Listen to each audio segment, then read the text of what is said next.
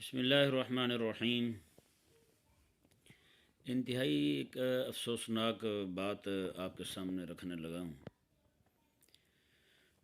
ہوا یہ کہ ہمارے پی آئی اے میں اب نعوذ باللہ من ذالک قادیانی کمپنیوں کی مصنوعات کھانے میں پیش کی جانے لگی ہیں۔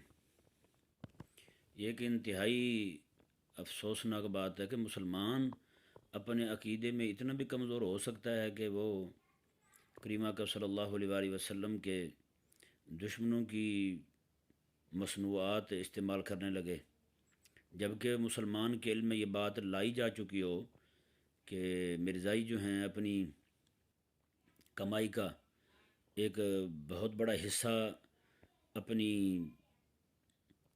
گندی ذہنیت کے اشاعت کے لیے خرچ کرتے ہیں۔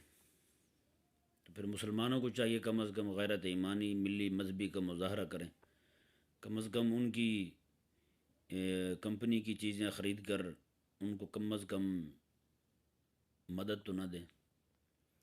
یہ حقیقت بات ہے کہ جو بھی بندہ ان کی چیزیں خریدتا ہے وہ سیدھا سیدھا کریمہ کا صلی اللہ علیہ وآلہ وسلم کی ختم نبوت کے عقیدہ کے ساتھ دشمنی کر رہا ہے۔